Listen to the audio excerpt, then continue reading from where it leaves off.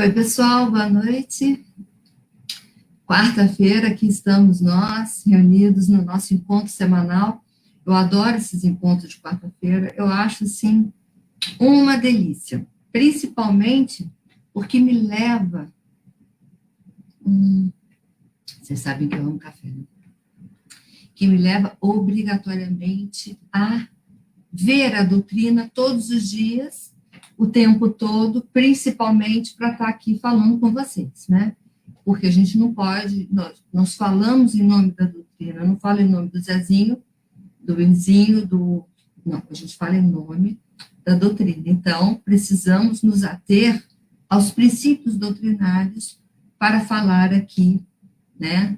Representando uma doutrina que tão longe, tão acima de nós, da nossa compreensão, da nossa capacidade de ser, que é uma tarefa árdua. E eu digo isso, e falo isso, e oriento isso a todas as pessoas. Quer entender as coisas? Estude a doutrina espírita. Quer saber por que você acorda todos os dias? Estude a doutrina espírita. Quer entender os seus relacionamentos pelo lado bom, entender as dificuldades, os processos da sua vida, por que você, por vezes, tem maior sucesso no seu trabalho, por vezes você está dentro de um turbilhão que parece que te puxa para o fundo. Estude a doutrina espírita. Tudo a doutrina espírita nos explica, porque ela é o que tem mais próximo para nos fazer compreender as leis naturais e divinas que são associadas, e não tem como, isso é o lado muito interessante dessa doutrina, porque as leis naturais ou divinas, ou leis naturais, que são as leis que a física quantifica, que a física torna palpável, torna tangível, a doutrina espírita mostra essa tangibilidade, traz essa tangibilidade dentro, inclusive, do aspecto das principal lei natural divina, que é a lei de amor, justiça e caridade, que engloba, insere todas as demais e faz, essa é a diferença, faz essa diferença. É isso, e entender isso realmente é difícil, não é uma tarefa muito simples. Você compreender, buscar entender a razão das coisas, por que as coisas são como são, por que as pessoas são como são, por que vivenciamos as alegrias que vivenciamos, por que sentimos as dores que sentimos. Tudo isso tem a explicação dentro das chamadas leis naturais e divinas, que regem todo o universo e, porquanto, rege a todos nós, porque nós somos o universo, né? Nós somos elementos deste universo. Estamos inseridos nesse universo. Nós somos espíritos criados pela fábrica divina, né? Na fábrica divina, criados para vivenciar a evolução, vivenciar o progresso, a evolução, que é uma lei natural divina, né? Evoluir, progredir, né? Vivenciar essa evolução dentro de toda a estrutura tangível que existe para auxiliar os espíritos. Olha que interessante, né? Então, está lá na Gênese de Kardec, né? Que é a estrutura universal, do fluido cósmico universal, que é o terceiro elemento constitutivo do mundo que a gente vive, do universo como um todo. O primeiro é Deus. Eu não sei, você não sabe, ninguém sabe. Deus, os espíritos e os sabemos, somos nós, né? Já passamos evolutivamente por vários aspectos, já fomos espíritos menores, agora somos espíritos maiores, e fluido cósmico universal, que é o que faz a estrutura física de todo o universo. Cada elemento, cada planeta, cada estrela, cada nebulosa, cada buraco negro, cada como a nossa Via Láctea, por exemplo, né? Cada um tem uma característica de aglomeração, de nidação, de combinação de elementos desse fluido cósmico universal. Então, nós, como espíritos encarnados, né, mesmo desencarnados, mas espíritos da Terra, que temos o nosso perispírito em comunicação direta com os elementos constitutivos do fluido cósmico universal na Terra, tá? Nós, enquanto corpo material e corpo perispiritual, somos universo.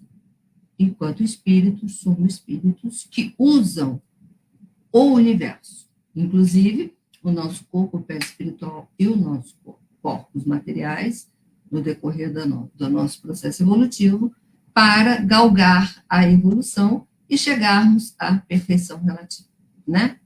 E sempre será relativo, porque perfeito só Deus. Isso é característica divina, né? Então, nós somos perfeitos, chegaremos a uma chamada perfeição relativa, tá? Então, essa introdução toda, que nem era o assunto da nossa palestra, mas acabou sendo, foi justamente para dizer o quê? Que tudo que nós vivemos, que tudo que, por todas as questões, por todas as coisas que a gente passa, olha, picada de mordida, por todas as coisas que a gente passa, mordida de gato, nós somos, como se diz, ai, gente, peraí, perdão, nossa, ficou feio, eu achei que nem estava tão feio assim. Bom, tudo isso para dizer que a doutrina espírita explica tudo, tá?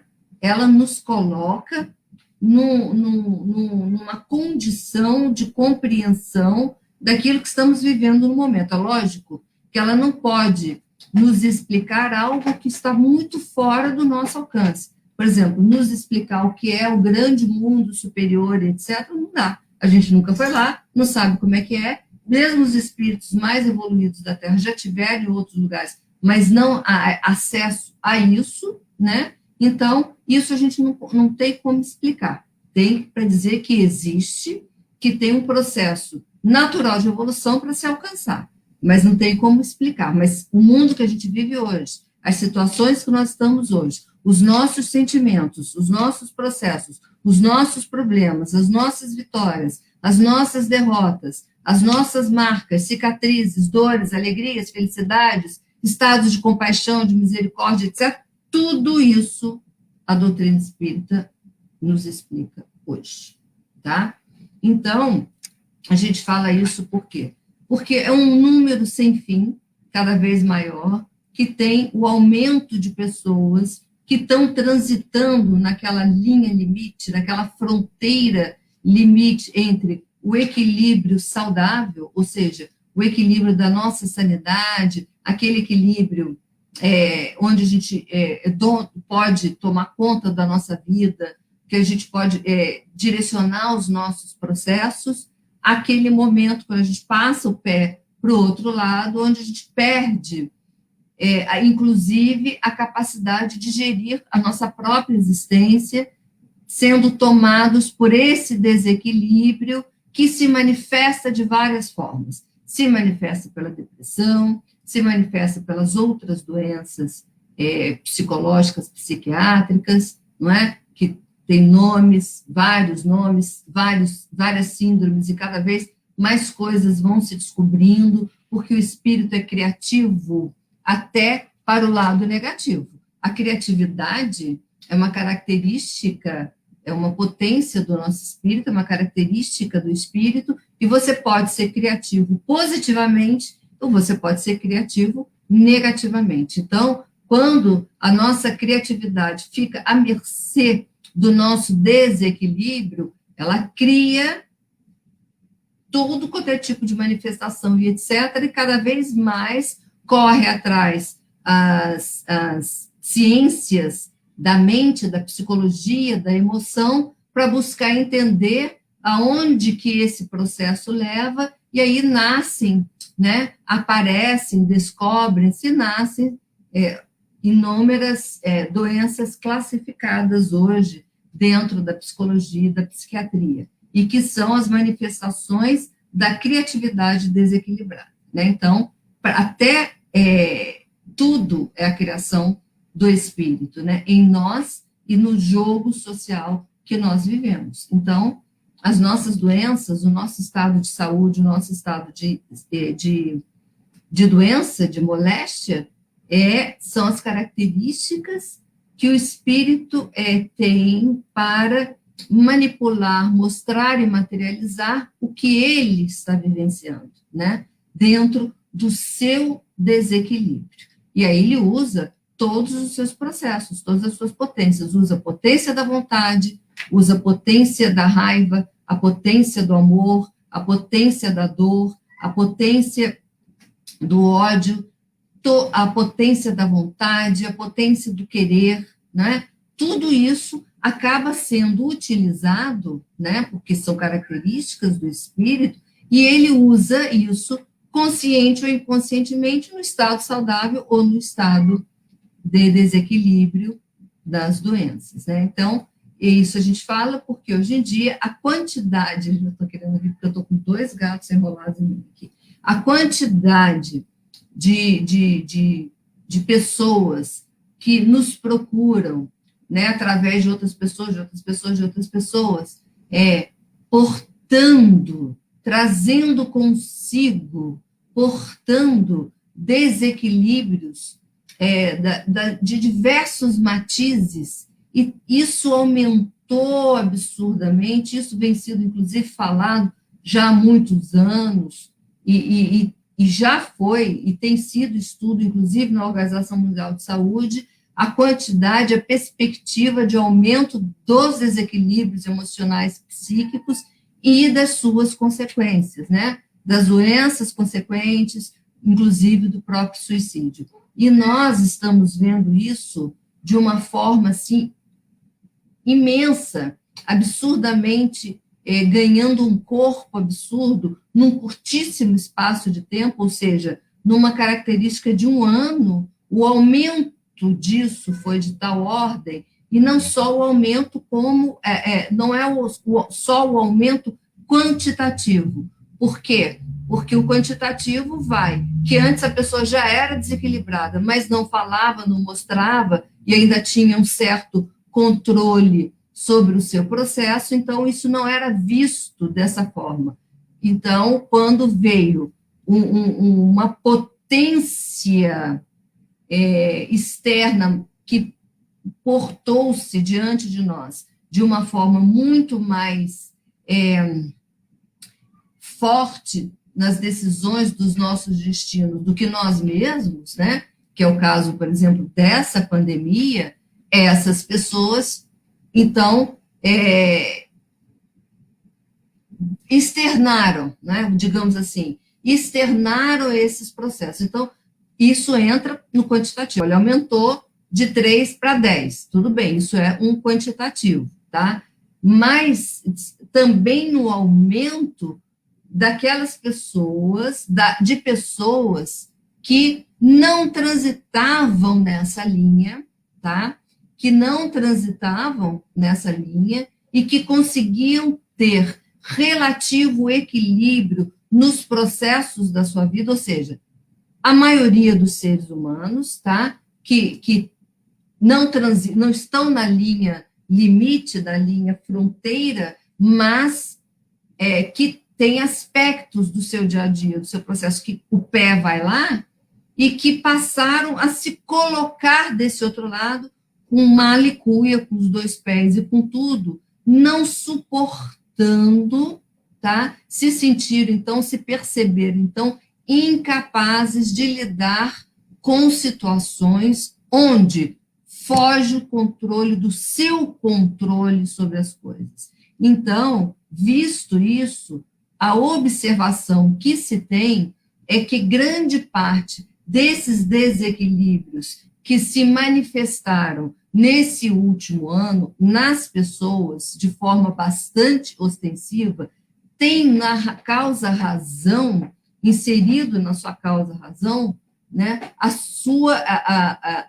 as estruturas morais mal resolvidas, mal trabalhadas, e que foram justamente mal resolvidas e mal trabalhadas pela própria característica dessas questões morais, e que agora elas, então, criaram o ninho, o estofo, para o espírito cair ali e ficar, tá?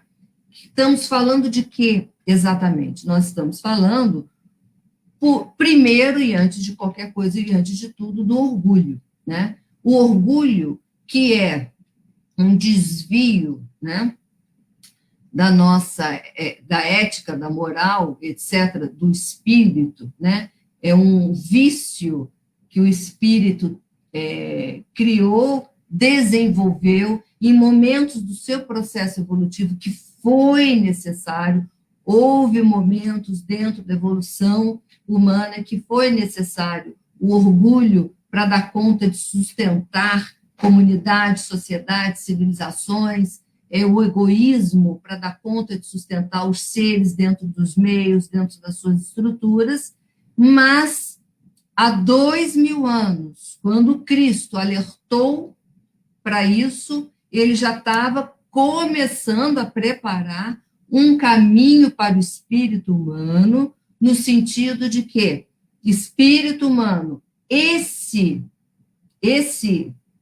processo desenvolvido, adquirido, que lhe foi muito importante, terá que ser o quê? Dizimado, e dele abrindo espaço para que as virtudes do amor, da compaixão, né, da misericórdia, da gratidão, do perdão, da caridade, possam começar a fazer o corpo, o estofo do homem para o futuro. Então, o aviso dado há 2000 anos, e foi dado a esse tempo atrás, porque sabe Jesus, mais do que todos nós juntos, unidos e somados e multiplicados, da nossa natureza íntima. Então, ele nos conhece de forma tão clara e tão nítida que ele sabe o tempo que temos nós, humanos, para nos limparmos, nos desvencilharmos desses processos atávicos na construção desse homem caridoso, desse homem bom, desse homem misericordioso, desse homem cuja piedade, o amor ao próximo está no cerne das suas ações. Esse homem é o homem que hoje tem que estar presente. Hoje. Quando ele falou 2000 anos atrás, é esse homem que hoje ele precisa estar presente. Esse homem que não se estabeleceu nesse sentido, que não se permitiu, que durante todo o seu processo foi só dizendo, que se dane, não quero saber, eu sou assim mesmo, é assim que eu vou, eu valorizo as coisas materiais, eu valorizo as minhas posição, a minha riqueza, eu valorizo o meu nome, a história da minha família, olha aqui, eu sou filho de fulano, beltrano, ciclano, e etc. Então, esse homem, tá, este ser humano, que é reticente nesse comportamento, nesse tempo todo, de 2000 anos para cá, hoje não tem o estofo, o material necessário para acomodar-se como espírito, como ser humano, para suportar a condição que estamos hoje, que é a condição apresentada. Então, aquele que não consegue suportar, pula e só tem na sua base, no seu estofo, é por isso que ele transita para o outro lado, para o lado da insanidade, para o lado da moléstia, né? Ele transita para lá, porque ele só tem na base dele o quê? Ou o que maior grita na base dele, que é o orgulho, né? Porque, como ele não tem, não desenvolveu, não valorizou, não quis saber ou começou a fazer isso, ainda de forma muito, como é que se diz? Muito pequena ainda, muito pouco, que ainda não está criando ainda o estofo que precisa criar, então ele está à mercê do seu próprio orgulho, da sua soberba, do seu egoísmo. E na hora que tem que vivenciar a tragédia que nós estamos vivenciando, não é? Que urge, que pede, que exige do homem que ele olhe o outro, que exige do homem que ele abstraia-se e veja o outro, e faça pelo outro, e faça pelo mundo que ele vive, e que corra atrás de criar condições para que essa sociedade humana, enquanto fraternidade humana, não pereça. Se ele não tem isso na base, ele enlouquece, ele deprime, ele surta, ele abre e escancara todas as portas possíveis para os irmãos enlouquecidos, né, da espiritualidade, os desencarnados, obreiros do desequilíbrio, se apossarem dos seus processos, se habituarem a reger a sua própria vida. Então, entra aquilo que chega uma hora de depressão, com grave obsessão, com quase borderline, com tudo, e a gente não sabe para aonde vai dar, né? E aí, como que fica? Como chegar nessas pessoas para ajudar essas pessoas? Tem sido isso muito o nosso questionamento, o nosso pensamento. Elas perdem, inclusive, respeito ao próximo, quer dizer, elas se tornam acima do bem e do mal, elas perdem o respeito, elas não querem saber do outro, elas ofendem, agridem o outro, e aí o outro pode ser quem for, pode ser pai, mãe, irmão, cônjuge, filho, não importa, não é? E aí fica como? Como que você vai chegar e falar de amor, de evangelho, de caridade para um espírito que não está naquela condição por nada nem por ninguém, mas por si próprio? Dizer para ele, meu filho, você se colocou aí porque quis, avisado você foi. Né? Então, como fazer isso? Porque a gente precisa tratar essas questões, entrar no cerne dessas questões, portando inúmera compaixão, gigantesca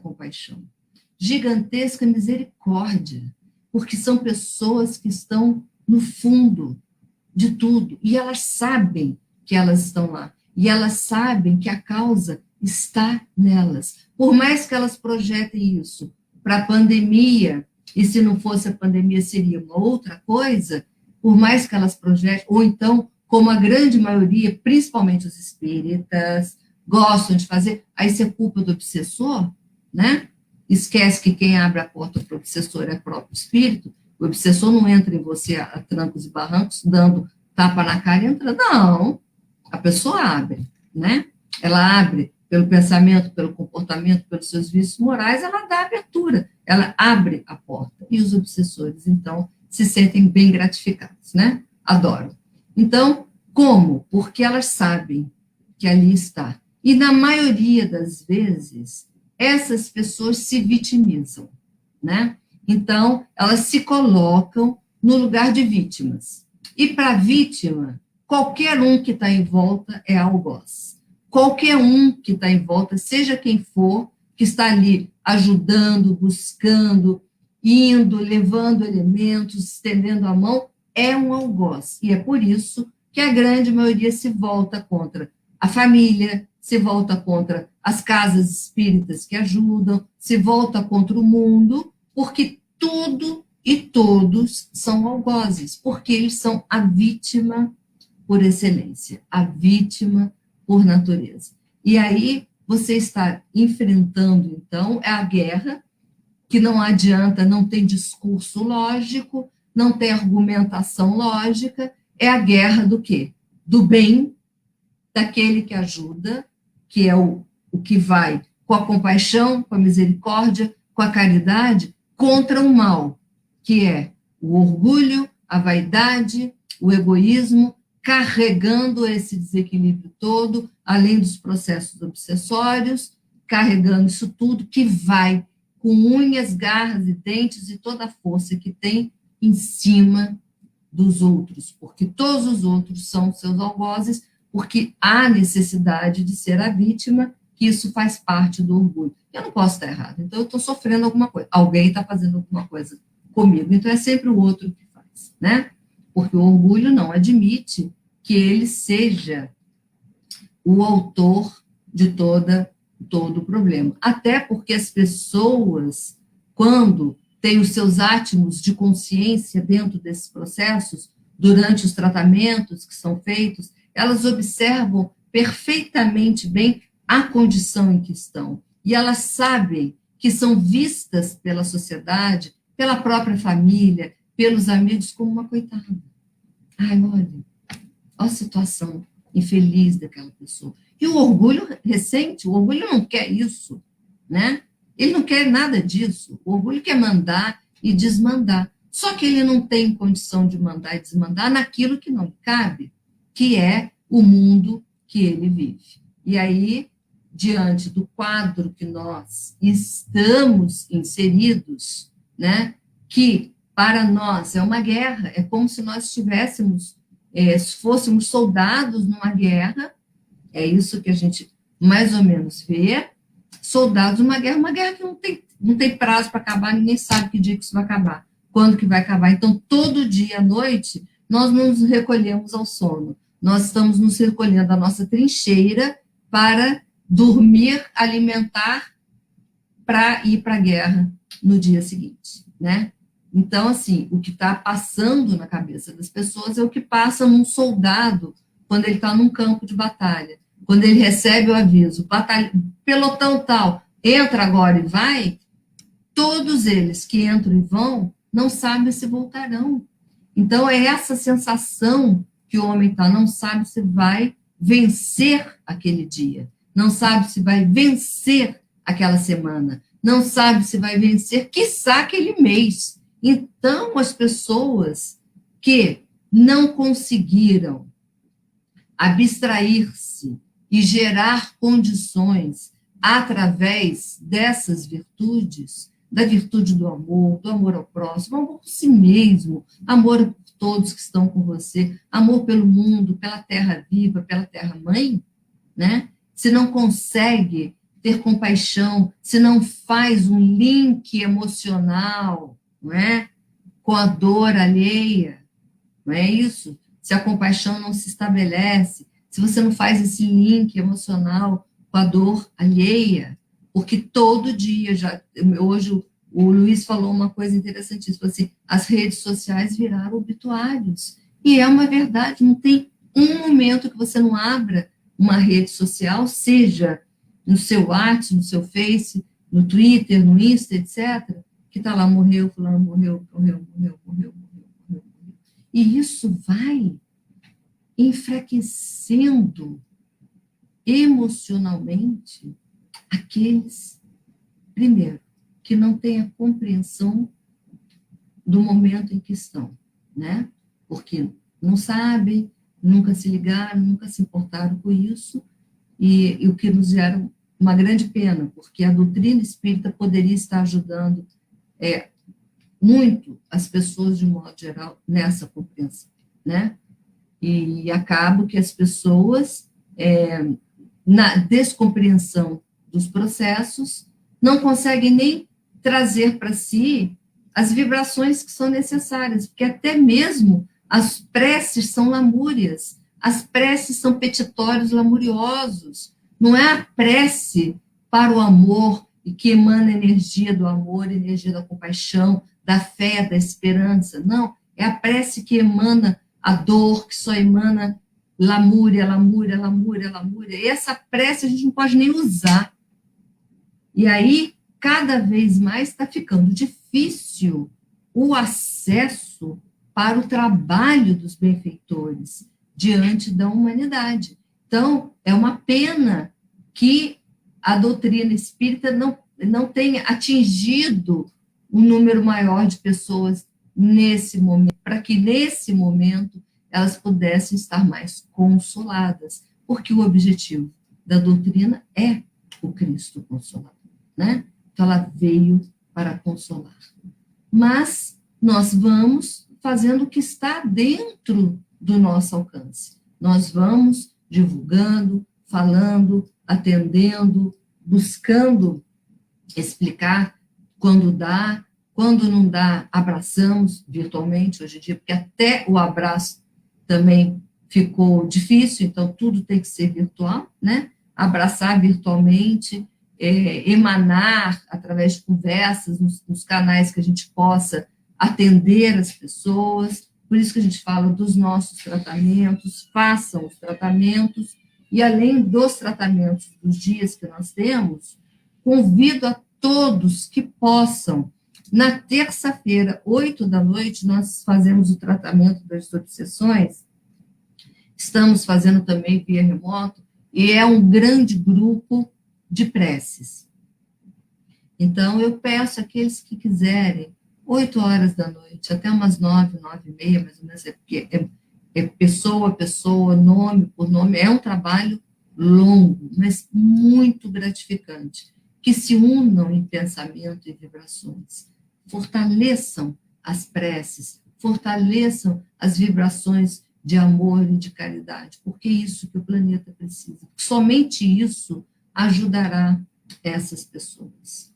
A conversa já não ajuda mais, a lógica, nem de perto nem de longe, argumentos, esquece, só o que vai ajudar são as irradiações e as vibrações de amor, de compaixão, de luz, de fé, de esperança, de perdão, enfim, de todas as coisas para aqueles que precisam. Então, convido vocês, na terça-feira, 8 horas da noite, aqui no horário Cuiabá, 9 horas da noite, horário Brasília.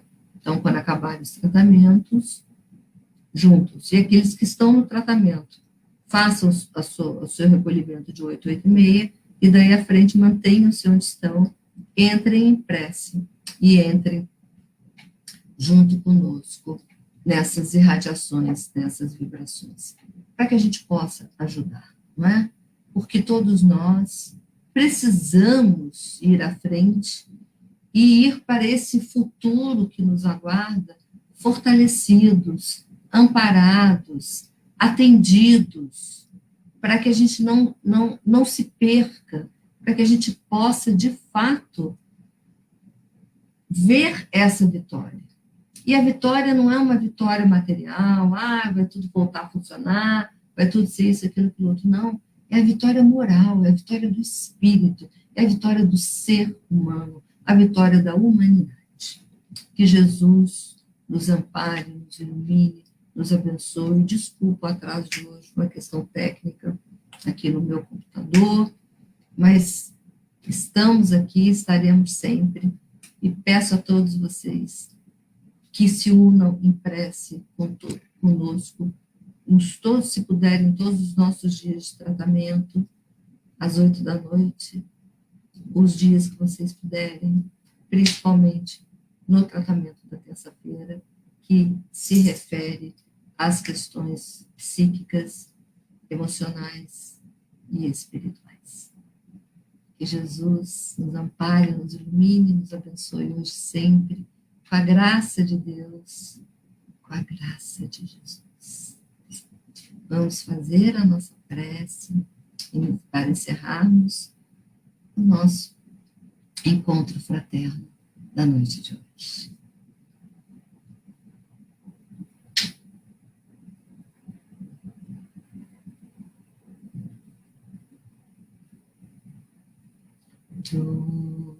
Dolce sentire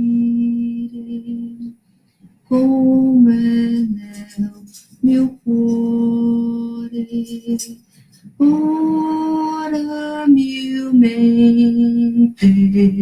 sta nascendo amore, dolce capire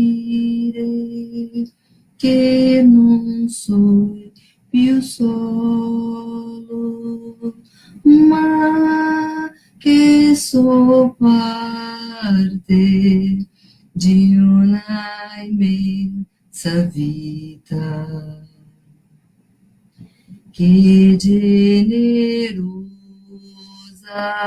risplende em torno a mim, dono de lui del suo immenso amore, ci ha dato il cielo e l'eclat delle stelle, fratello sole e sorella luna, la madre terra con frutti, prati e fiori, il fuoco, il vento, l'aria e l'acqua pura, fonti di vita per sue creature,